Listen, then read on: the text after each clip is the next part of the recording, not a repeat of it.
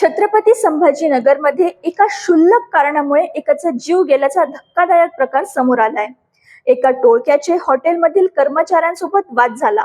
यानंतर त्याच वेळी जेवणासाठी आलेल्या एका इंजिनियरला हॉटेलचा मालक समजून त्याच्या छातीवर चाकूने वार करून त्याचा खून केल्याची घटना समोर आली आहे। ही घटना जालना रोडवरील झालटा फाटा येथील यशवंत हॉटेलमध्ये शुक्रवारी दिनांक 6 डिसेंबर रोजी पहाटे 3 वाजेच्या सुमारास घडली। या घटनेने परिसरात खळबळ उडाली। तर नेमके काय झाले? संतोष राजू पेडी हा 28 वर्षीय तरुण एका सॉफ्टवेअर इंजिनिअरिंग कंपनीमध्ये नोकरी करतो।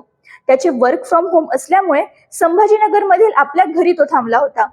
दरम्यान त्याच्या नातेवाईकांचे लग्न असल्यामुळे कुटुंबातील इतर सदस्य हैदराबादला गेले होते। त्यामुळे संतोष हा घरी एकटाच होता।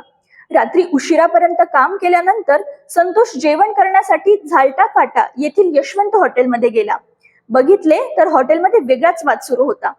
हॉटेलमध्ये एका टोळक्याने जबरदस्ती जेवण मागवलं होतं। हॉटेल कर्मचाऱ्यांनी पैसे मागितल्यावर त्यांच्यात वाद सुरू झाला। त्याच वेळी संतोष हॉटेलमध्ये फॉर्च्युनर कारमध्ये आला।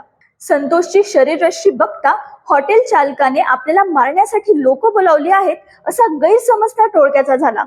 क्षणाचाही विचार न करता टोळक्याने संतोषवर हल्ला केला। त्याच्या छातीवर चाकूने वार केला। रक्तबंबाळ अवस्थेत त्याला रुग्णालयात दाखल करण्यात आले, मात्र या हल्ल्यामध्ये त्याचा मृत्यू झाला होता।